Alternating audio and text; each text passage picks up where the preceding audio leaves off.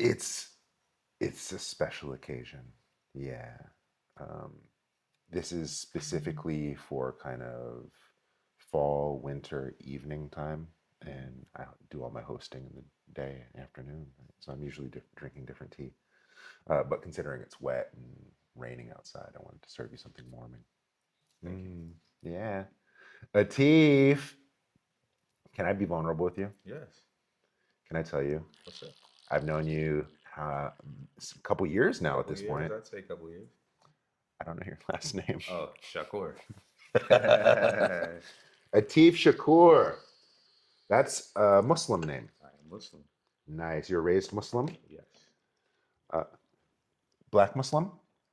Or Uh, specific, like a Nation of Islam no, Muslim? I'm not. My mom was a member of the Nation of Islam back in the day.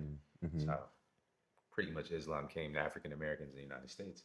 But no, we are Al Islam, which is more like traditional Islam. Oh, word. Yeah, Right on. Yeah, I grew up reading the autobiography of Malcolm X, Peace great Upon the book. King, and Alex Haley, shout out. And all of my friends from my neighborhood, Hmm. they were all Muslim. Nation of Islam. Hmm. And we were all into hip hop, specifically Wu Tang Clan. And they would rap in Supreme Mathematics. I got you. And what is it, the 120, I think it is? I don't know what that means. The 120. Yeah. It's like the 120 degrees like laws of logic, and it's all this Nation of Islam, Okay. like 5% of stuff. That's not really Nation of Islam. That's more 5% of stuff. But 5%ers 5% of are stuff. birthed from the Nation of Islam. And I Ah, also went to Muslim school as a kid. dope. Yeah. Thank you so much, because I'm learning a lot. I didn't know any of this stuff. I just knew that Hmm. they only accepted me when we went swimming one year Hmm. because they saw that I had uh, brown nipples. Don't They were like, all right, you ain't all the way white. You melanated. You could be cool. let that fool you. Muslims are human beings, and they accept everybody as human beings. For So sure. we are leery, though. No, Mm. no better. Well, what I really want to get into before we get off into this fun other stuff, because I also want to ask you about cars. I also Oh want to ask yeah. you about hip hop. I want to ask you about other stuff. But really, I want to ask you about your journey as a fireman. Okay. Yeah. And can I ask what got you interested in this path? Um. Yeah. Really, it was my uncle. Mm. My uncle was a fireman for 30 years here in the city of Oakland. He was almost like my second father. So Hmm. I wanted to originally be a lawyer. Kind of stepped back on that. I never went to law school and was working for Chevron over in Richmond Really? as an operator in the refinery, and he kept pushing it on me. Really? You were working at Richmond Chevron? Hmm. What years? 2007, 2008. Wow.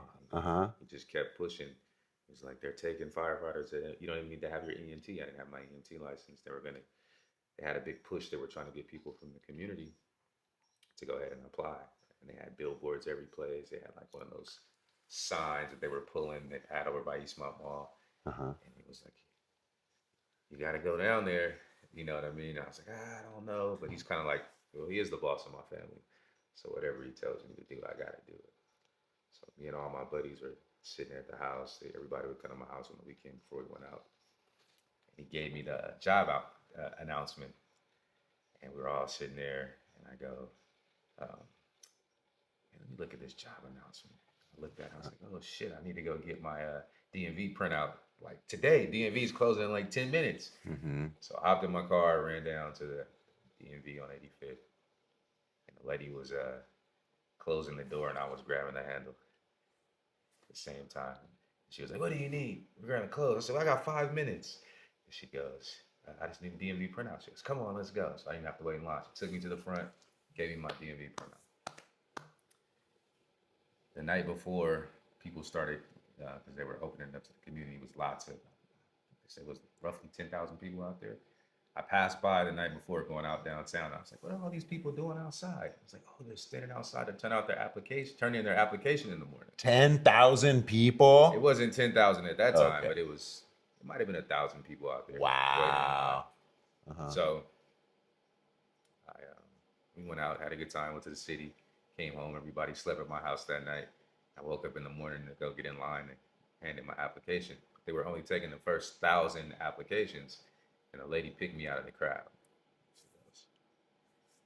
And I was one of the lucky people that had the opportunity to turn in an application. Really? It was a What would whole. It was a what'd you whole. do to stand out? I guess you could see that I'm from the community, Okay. and we believe in community-based firefighting. And born and raised here, member of this community, been active my whole entire life here. Hmm. People like me are the people that should work here, or people that are from communities like me. Agreed. So she picked me out the crowd, never just randomly. I mean, I was younger, I guess, Hmm. at that point in time. I guess she could see me as a firefighter. That was 18, 19 years ago at this point. It was probably maybe '06, '07, one of those years. Wow. And then because of the whole debacle, they allowed everybody to turn in their application. So everybody got an opportunity. Uh-huh. Um, I guess we take the test to take the test. Okay. Yep. And I just progressed through the process. Every time I was like, Huh. okay, because I had another job Yeah. Still at the Chevron. with the Chevron and Man, everything. that thing would explode every so often. Did it ever No, explode while you were there? no, but I've heard the stories. It's a dangerous place. For real. Man, growing up in Richmond, I knew every other kid, oh, can't wait to turn 18. I get my Chevron money. I get my Chevron money. But Okay, please. I just kept moving throughout the process. Uh-huh. And So, I was lucky enough to make it into the academy. okay. You said that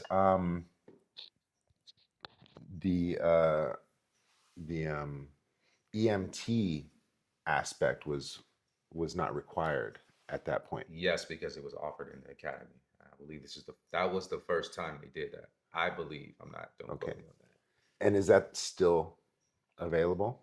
No, you have to have your EMT before you start the academy now. But they had an Oh. EMT instructor come in and teach us um, first responder and EMT, but it was an accelerated course, so we did it in a month. Mm-hmm. Most of the time, it takes a semester at a junior college, and then we took our national registry. So Wow. that was pretty difficult. It was kind of Mm-hmm. pretty hard to get through that in a month. I can imagine. I mean, just to be a personal trainer, you have to know your anatomy, physiology, you have to know CPR, Hmm. just to work at a gym. I did not know that. So to be a first line responder, I can only imagine what the training is like and what It the was pretty requirements. intense. Yeah, Hmm. And so, did you do all your training in the academy, or was there supplementary training or any type it of? was all in the academy. Oh, okay. Yeah. And then, having passed the academy, is there any type of continued education curriculum? Yes, before I came up here, I was doing some call it target safety. I was doing some um, basically for certs for drowning victims. So yes, we have to Mm. maintain our EMT. We have to have a certain number of hours a year to maintain our CPR. The department facilitates all that, so they have that set up for us. Uh-huh. Skills testing and all that type of stuff. We have Got an it. EMS division. Make Mm-hmm. sure that we're always compliant. Hmm. That's really cool. Can I ask the type of training that you get in specifically fire training? Oh, just the basics: hose and ladders. That's what we do in the tower. Just Okay. hose and ladders, tools, Mm-hmm. different scenarios. Mm-hmm.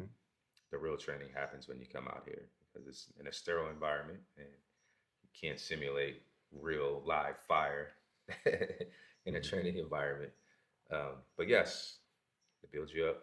Mm-hmm. I break you down, build Mm-hmm. you up, make sure you're in shape. Okay. Thank you for that because we say the same thing in Chinese medicine. You Hmm. don't start Chinese medicine until you're actually in clinic. Hmm. Because when you're in school, when you're taking the test, when you're in lab, you're learning how to pass a board exam. Hmm. But you really don't start the medicine until you actually have a client on the table. Gotcha. You get a little bit of a foundation, so you get, Mm-hmm. you know, used to handling the tools and handling um, the tools and the hose and the ladders and the certain techniques that we use. We all pretty much do things the same way when you're in the tower, you know, Mm-hmm. with footing for your ladders and stuff like that. But when you come out to the real world, it's nothing like that. Okay. Now, is there training with regards to like how to enter a fire or a facility with a fire? Is there training on how to read the color or smell of a flame or Everything, all of that stuff, all of the above. So uh-huh. we go over like I would say I don't even know how to put it, like more of the textbook type stuff. And then we do like live fire simulations where learn how to Mm-hmm. read the smoke and what different colors of smoke mean and Whoa. the way to enter the building, how to open the door, how to control the door, all those types of things are, Mm, in our skill sheets. mm. What do you think is a basic skill set that a homeowner or a parent should know in the Uh, case of fire safety? just know your exit routes. What's the easy, fastest, and best way to get out of the building? Mm-hmm. Just being aware. Prevention is number one. You want to make sure you have your smoke detectors. That part. That's really key. Is prevention. Can't lie, smoke detector saved me a couple times. Hmm. They are important. They are smoke detectors, escape routes, all of that Mm-hmm. type of stuff. Go over that, those type of things with the children. Make Mm-hmm. sure they're aware. Um, Yep. Sometimes just sheltering in place is behavior. Mm. Relative to, Getting out of there. Sometimes you yeah. might not be able to get out. You Mm-hmm. know, close the door, call Mm. 911. Mm-hmm. Mm. Okay. We get there pretty fast, so. Yeah. Well, we're fortunate to have you guys right in our Hmm. backyard. All right. Well, back to your training because I am curious about, if not any like specifics to fire or firefighting, how about specific to managing stress? Hmm. Because in the heat of the moment, I can imagine that your own fight or flight kicks off. And so, is there training to help condition you for that? I think they build us up to the point where, with proper training, you don't have those same responses always. You always have your spidey senses and, always Mm-hmm. follow your first mind. Always, always. Mm-hmm. But you also have somebody right next to you. You might have a more seasoned firefighter next to you and look at them and okay, they're okay. I guess I can do it. We all Mm-hmm. have those moments where you're like, I don't know. And then you see the guy next to you still working. You're like, oh, okay, I guess I'm okay. But as you progress in the profession and you see more and more and more, you kind of you become more comfortable, like anything else. Mm-hmm. Mm. Right on. Are there instances where you felt you've had to like calm yourself down or? Absolutely, all Mm. of us have. I've been stuck in the closet or in the bathroom and had to calm myself down a million times because people don't realize that it's dark inside of a fire. Whoa. Yeah, you can't see anything usually until you get to the seat of the fire. You get close to the fire, you got smoke and everything around you. You don't know the lay Uh-huh. of the land, so you go into a house, it's couches and tables and who Hmm. knows what They could be all over. hoarders. Absolutely, they can be orders. So you doing your searches, you're going around and you go into a room and you're like, I can't get out. Calm Hmm. yourself down. Revert back to your training. Came in here right side, follow the whole way around and calm down and come out. Like, oh, I'm in the bathroom or I went into a closet or Uh-huh. and then Okay. once the fire goes out, they put a hole in the roof. It usually clears up and kind of some of the smoke goes away and you're able to see a little bit. Put a hole in the roof. That makes sense. So now there's a vent, so the Hmm. oxygen and then the smoke can clear. The smoke can clear, Okay. Huh. Wow, I'm learning. yeah. So then, if I may get a little personal, Hmm. thank you for sharing about, coping mechanisms, times you've had to use mechanisms. How about the cadence of work? Because it's like crazy scenario, crazy scenario, crazy scenario, crazy scenario. It's like, do you ever get a chance to recalibrate or recuperate after a really intense instance? Yes, we have a really bad incident. Everybody usually, well, that's we sit around and talk. So Mm-hmm. we eat lunch and dinner together. That's one thing that's unique about the open fire department, more of a traditional department. So we usually cook lunch and cook dinner together, and we talk about those things amongst each other. You know, Mm, we get somebody to start talking about their stories, and they just start pouring out. But no, it's a big push in the fire service now with mental health, just like the rest of the world. yeah. All the stuff we see and all the stuff we deal with on a daily basis. Um, Personal time, you Mm-hmm. know what I mean? You got the gym, however you choose to cope with it. Fair enough. Case by case, Yeah, huh? yeah, case by case. They have a EAP program where we can talk to psychiatrists like that. Mm, But that is definitely an issue in the fire service and just public service in general. yeah. I mean, just being a clinician body worker here, it's all too often I see people with their body aches and pains. I work on them, and now I have body aches and pains, and Hmm. I hear people's stories of heartache, trauma, and loss all day, and then now I'm kind of, You internalize those things. yeah, and I got heavy shoulders too now, and so Hmm. I can imagine day in day out, kind of seeing people in these intense scenarios. It could weigh heavy at times, right? Absolutely. Mm, Absolutely. It also can make you a little cold as well. mm, You know what I mean? You see it so much that it starts to, you know, doesn't affect you in that particular moment. But later mm-hmm. on, things Hmm. come up. I hear that a lot. They always talk about our backpacks being full and you're okay one moment, then all of a sudden it gets rough. Yeah, I mean, I've been pretty blessed, been able to deal pretty good. But I've had my moments where, you know, interesting. hmm You actually kind of just gave me an aha moment too of how you see it so much you get numb to it. I've saved a life hmm or two before, and like it's a big thrill, but I can imagine, being exposed to trauma so much that you're numb to it. What if being exposed to saving so many damn lives? You're such a hero. That's not true. By the time we get there, that's the sad part about it. By the Mm, time you get there, usually it's pretty much nothing you can do mm, most of the time. But it does happen from time to time, and it feels mhm, good. mm. Feels good. It feels good to help. It just always feels good to help people. Well, hey. I enjoy working in this district because of the older community. Mhm. You know what I mean? And you get to, I love to talk to the old guys. Like I share with you, I have uncle is on his journey. He's gonna pass pretty soon. Same And uncle? yeah, he's still alive. No, I mean the same uncle that got you into the fort. Mm-hmm. Yeah, yeah, yeah. Mm-hmm. So I got a special place for the old people. So Mhm. I always talk to them. I always want to hear their stories. Like, what did you do? You know what I mean? How long you been living here? I've been living here 60 years. Mm. And let's make a connection. And I feel like it's my job. It is my job to make them feel comfortable and to offer the best care I can. Kind of just encourage them. I tell them to come down. I say, come down to the fire station, have coffee with me in the morning all the time. They never show up, but they like when I show up to their house. They're like, hey, I remember you from last time. I saw that old car in the garage. What else you got? You know what I mean? Uh, Get them to talking and just lonely half the time. mm. Wow, this is so cool. Well, I'm also curious now about the physical demands of the training. Mm-hmm. So I know that for like the Marines, for example, there's physical standards. And Mm-hmm. for boot camp, for example, there's physical standards. And so, what are some of the physical standards to be a fireman? Just to be able to, I don't know, wear about 60 pounds worth of gear, be able to move and execute the job. You know what I mean? Mm-hmm. Being tired is not an excuse. That's one of the things that's written into our rules and regulations. Yeah, no Mm. excuses. So, We say the same in Kung Fu. mhm, no excuses.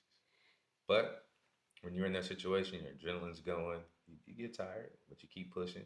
Mm-hmm. And if you need a break, then you take a break. Somebody will tap you out. Somebody will be back in. But we take pride in being an aggressive fire department and getting the Nice. job done. Mm-hmm. So Okay. So, have a capacity to carry a 60-pound rucksack and to be mobile and functional with it. What's in that 60 pounds? I'd imagine oxygen oh, tank. just our oxygen tank, and then our gear is probably I don't know at least 20 pounds. It's Our the fire turnout gear, retardant gear. yeah. Yeah. Does it get hot in there? Yeah, it gets hot. The fire makes it hot. Yeah, you Mhm. get hot, but you need it. I don't know. It doesn't, I never crosses my mind like, oh, I'm so hot. No, Well, duh. yeah, if I'm hot, that means oh, I'm by the fire. It'll Can be you over tell pretty him? soon. Can you tell I'm running out of questions? Is it hot?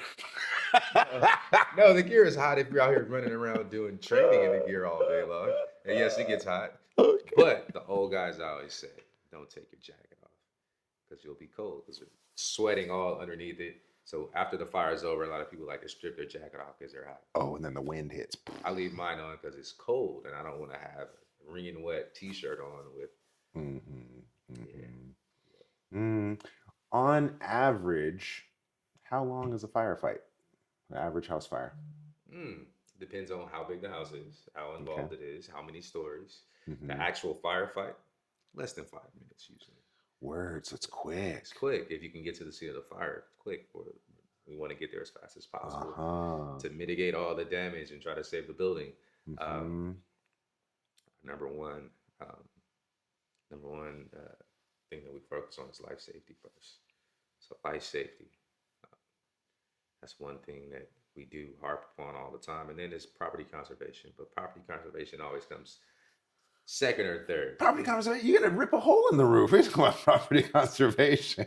Yeah, the job. Well, this is just physical. This is, I mean, everything can be replaced. You can't Mm-hmm. replace human life, and you can't replace our lives. And we talked about before. Mm-hmm. That's why we want to make sure we're safe and do things in the proper manner so that we can do it again. Yeah. But you know what I mean. Um, Yeah. We talked about that off camera, but this is material. All of this can be replaced. for sure. Yeah. And we mentioned it earlier off camera when I had drowned Hmm. in Hawaii. It was my first year in college. A bunch of new friends. We all go to the beach. I look Hawaiian, and so they thought I was Hawaiian. And they go to the beach. It's the roughest beach on the island, number one breakneck capital of the nation. They always have at least two paramedics on duty. Sandy's Beach, Oahu. Hmm. And first 5 minutes out there, I'm getting my butt served to me. And so I was like, oh, let me get past the waves breaking. And then I get pulled out by an undercurrent. Hmm. Then my friends see me and I'm like, ah! So one friend, shout out Rob Money, he came and swam out to get me. But I'm freaking out so hard, I latch on, I nearly take us both down. And so does that happen a lot when you see someone in a scared sense that they're out of sorts and they put you both in danger? No, I've never had that happen to me. I haven't had the opportunity to save very many people from fires. Mm, Usually, if it's they're too in the late. fire, it's too late. I Mm. have had the opportunity to pull one guy down a ladder, Oh. um, but he didn't make it as well. Mm, But no, mm-hmm. yeah, usually they're uh, unconscious. So that becomes the issue. That's tough Then because it's dead weight dead too. weight. Yeah. Uh-huh. But yeah, there's many of us. So many hands make light work. So we all work together in getting Mm, the person out. wow, man. Can I ask what was one of the bigger fires you've ever had to fight? Hmm. Well, I went to the ghost ship. I was Oh, really? Wow. Really quick, can you tell our viewers that aren't familiar with that, that aren't local? the ghost ship was a fire It's off what? of Fruitvale. I don't remember the exact street. What year was that? It was like Mm, 2016, something. I don't, yeah, probably 16 or 17. Mm-hmm. You had a bunch of people that died in the fire. That I don't, art studio, right? yeah, maybe 35, 40 people died. Can't speak to it exactly, but I think it was the most people that died in the fire in a long time at that point in time. Mm. But I was there for that. Wow, that was a big deal in Oakland. Hmm. I remember because that really impacted the youth too, because it was like a lot of artists that were in there. Hmm. It's a huge hub. Hmm. Would you say that you get more firefighting cases or more EMT cases? Oh yeah, 80% of our calls are medical calls here. So the fire engine has a paramedic on every fire engine. And we're all Mm-hmm. EMTs, so 26 stations here in Oakland, I believe it's 26, and there's only so many ambulances for the county. So out in the county's protocols, you have to have two paramedics on scene, and I believe it's still the same. And our engines are closer than the ambulances usually. So every Uh-huh. time a fire engine shows up, they have a paramedic in Oakland. Serious. And is the training identical, or does the EMT get different training? Do you guys get different training? Yeah, paramedics are a higher medical authority. They can give drugs and other things. Uh-huh. Just EMT is basic EMT skills. Then you have the paramedics. A lot of times we'll have more than one paramedic because and people promote to officers or engineers, and they'll also still maintain their paramedic license. Uh-huh. So Mm.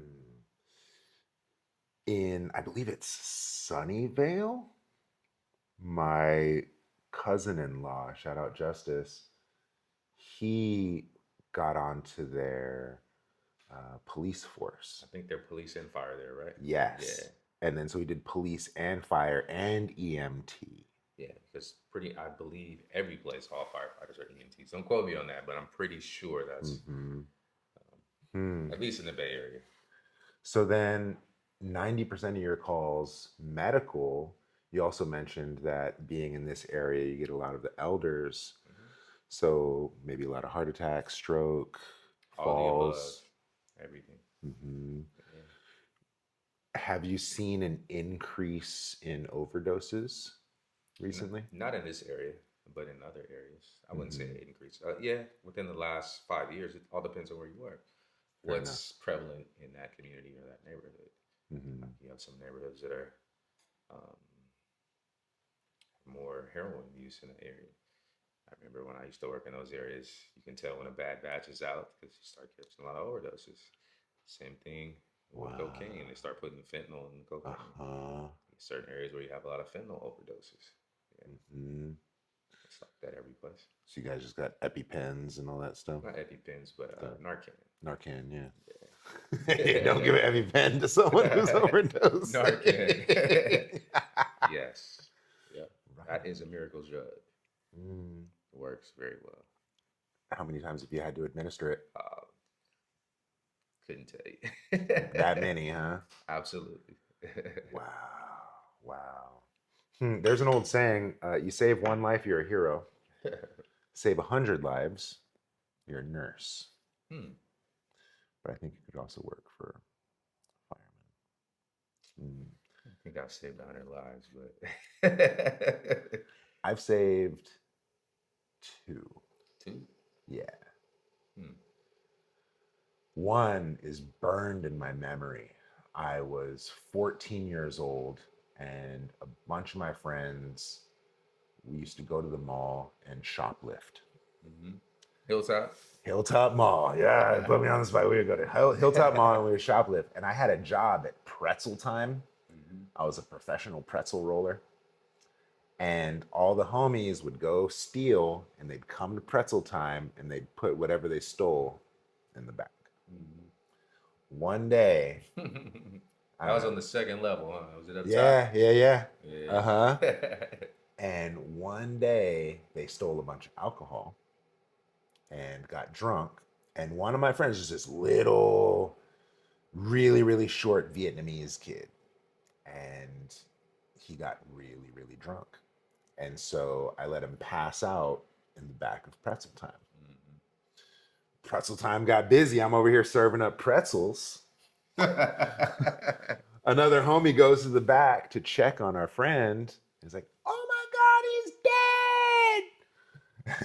And so I got my friends running in and out of the Pretzel Time, and I'm looking at the customer. I'm like, "I'll be right back. Hold on one second. Hold on, let me get your pretzel in a minute." I run to the back. I see my buddy on the floor, purple.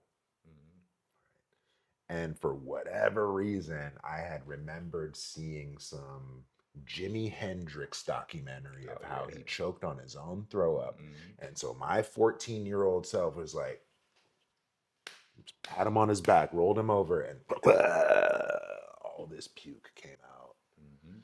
His color came back. I saved Sure did. a life. I bet you think about that all the time. It. Yeah. I think you saved more lives on that table over Well, that's there.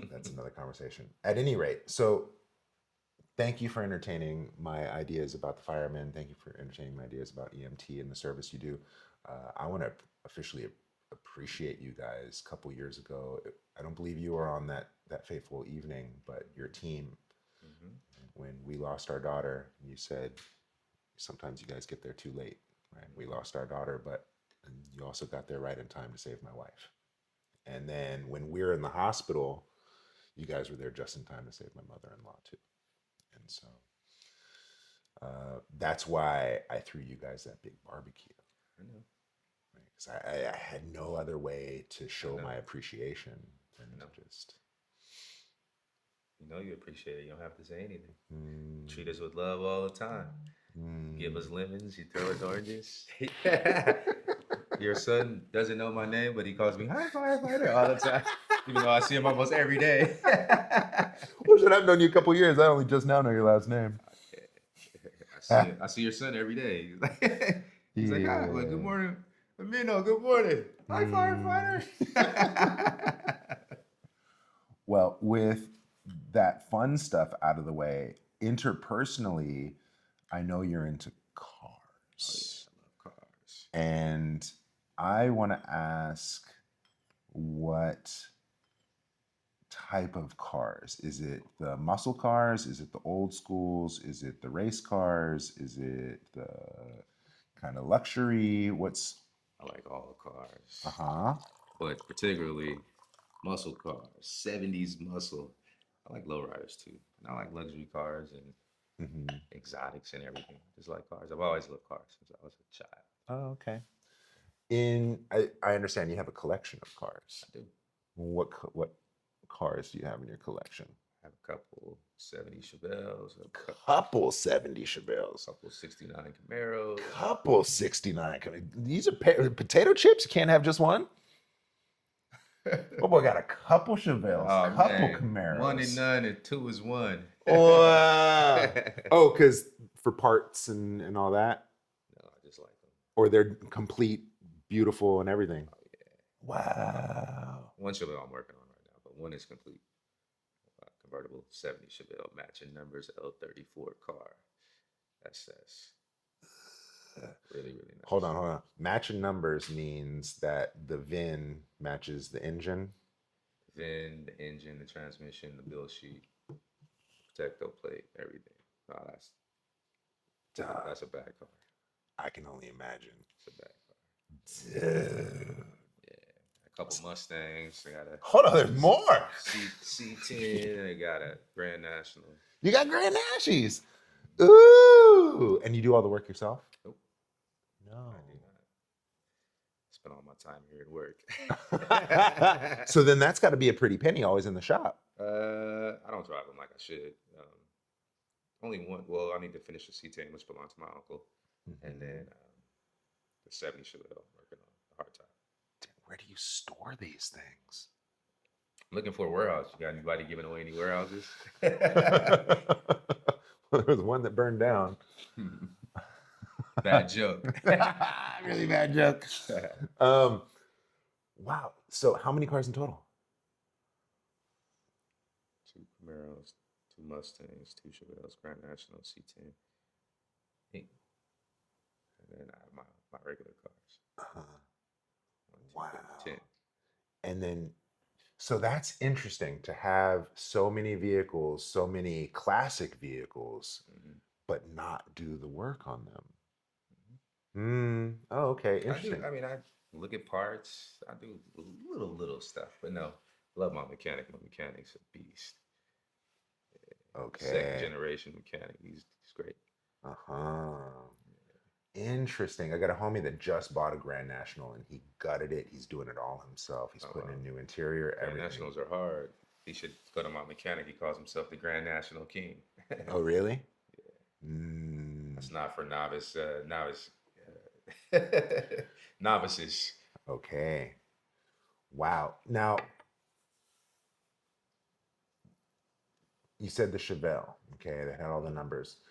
what is it that attracts you to that particular vehicle? Is it the power of it? Is it the look of it? Is it the feel of it on the road? Is it It's everything. It's the look, it's the smell, the way it makes mm, me feel. It's hmm everything about those cars. I think Chevelle might be my favorite car now. It wasn't before. When I was young, I had a Nova. That was my car when I was in high school and college for a little I'm while. so glad you brought up the Nova. Yeah, I love Novas, yeah. and I heard that the Chevy Nova, great car, terrible sales in Mexico. Hmm. You know why? Trunk's too small. Nova, What's that mean? don't go. Oh, okay. Vamonos, vamonos, right? Come on, Vominos. come on. Okay. Nova can't go. Okay. Chevy Nova, the Chevy doesn't drive. Yeah. I don't know why I like cars so much. I've built model cars and micro machines as a kid and all that stuff. hmm hmm It just makes me feel good, even though I don't enjoy them as much as I should. Mm. So then you enjoy the feel, you enjoy the smell, but you don't drive them as much as you say you should. Mm. Is that a way that would be a way to appreciate the cars? Just go cruising with them? Do you Yeah, but they're for me. Like some people like to show off their cars and stuff like that. so you don't go to shows Nah, or I like to go out into my garage and say, "Man, look at that. That's beautiful." You know what I mean? It's like a personal relationship. Some people like to show their cars off. No, they're only for me. They make me feel good. This is what I Hmm. enjoy. Um, I haven't driven my cars in a while. Okay. I had to work. It was sunny the other day. I had to come out here and work on a building. I said, I'm gonna drive my car, and I didn't even one of my cars. Huh. I didn't. But, Okay. I'm curious about cars specifically to this station because what I understand is before the weight set was in there, hmm there were Oh, they had the lowrider. lowriders in there, right? Just one. Oh, just one? It's the city. I think it was a chief that died in Berkeley Tunnel Fire, BART Fire.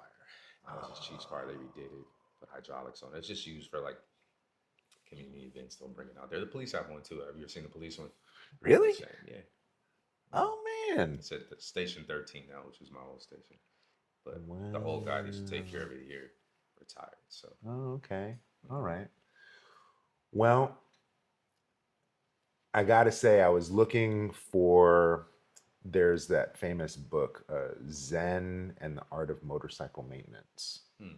And there's like this whole thing about kind of getting lost in the maintenance of your vehicle, Mhm. you know. But I like what you shared about just having that moment with it, being able to step into the garage, look and appreciate. I tinker a little bit here and there, Mm, but they're done. they, don't need to be, they don't need to be tinkered with. And I really don't have the time. I really yeah. don't have the time. But when I retire, I look forward to a nice warehouse, Mm. sitting there. And How much longer you got? You got almost 20 years on the force already, huh? I can leave in 4 years, but I like to get my daughter out of college. So maybe 9 years, maybe 4 years, maybe 9 years. We'll see how I feel. Okay, right on. Mm. What would you say to the next generation of firefighters that are inspired to get out there? Give it all you got. It's a rewarding career. Not only are you able to take care of your family, because it offers a living wage, you're able to take care of your community. And that's one of the things that drew me to it. Not only was I, being able to help people that are like me or people that are my community, born and raised here, it also provides an opportunity to provide for my family. Hmm And you can really change your life and your community. I mean, the community needs people that are from here or areas like this. They need their support. And I love to see the young kids come out, and makes me feel good when they see us and they wave. Yeah, It for does. sure. Yeah. Yeah, and the firemen definitely have a different flavor than police, hmm right? You guys all protect and serve. However, there's less of a charge, I feel, around with the firemen, right? More approachable. Oh yeah. Mm-hmm. Mm-hmm. Yeah. We're for the community. Mm, right. We're- So if you want to be a fireman, uh, carry 60 pounds on yourself. How fast do you have to run a mile to be a fireman? What's the requirement? We don't have those requirements. How many pull-ups, sit-ups, push-ups? We don't have those requirements. Serious? No. No. Okay. Mm-mm. Just give it all you got. Kung Fu Panda then. You can do it. That. Well, Teef, thank you so much for gracing my table. You said you had some more questions for me. That wasn't that many. It wasn't that many. How many was it? 40 minutes. Oh, okay. You said half an hour. I told you I'd squeeze a little more out of you. you. You're gonna get an hour out of me. We didn't even talk about hip hop. That's true. Well, did you do much hip hop? Were you ever like an MC or No, I producer? played the violin as a kid. No, I'm not a huge music person, but of course I appreciate For sure. music. Well, I think this is plenty, and I appreciate you for making time for this interview. Wu-Tang. For real. That's what you and I first bonded on was Wu-Tang Clan. Mhm. Still my favorite group. Well, Jizza is going to be coming to town in May, end of May. Mm-hmm. And my jujitsu coach, Adisa Banjoko, shout out Adisa, whenever these guys are in town, he wants to get them over here to play chess. And so Wu Tang is around, specifically Jizza, RZA, and there's also Killer Priest. Killer Priest comes around a lot too. He's more down in Santa Cruz. Killer Priest. He hangs out in Santa Cruz, huh? Yeah, because there's my kung fu sister has a tea house down there. Okay. And so he goes and kicks it with her. And so all these guys are in the area. And then I've had Hyro at this table. I've had Dan the Automator at this table. Yeah, I've had some really, really fascinating musicians here. There's even a conversation of doing a collaboration with Hyro because they have a hotel in Panama, specifically Tajay. Oh, wow. And they want to start doing wellness retreats. Mm-hmm. And so I'd like go over there and serve tea. Oh, wow. You know, do That body sounds- work and stuff, right? Sounds so, like fun. So, yeah. Hip hop. Hip hop. One of the guys in my academy, who's my classmate, is I'm not sure which one he's type, but that's his best friend. I think that might be Tajay. Mm. Yeah. Mr. Macy. He comes and works up here all the time. Next time he comes, I'll bring him up here. Oh, word. Yeah. He's a rapper. Nice. I've had rappers on this. I interviewed Realism. Okay. Yeah, my homie. She's Geraldine. She's a rapper too. Tiffy, thank you. No problem.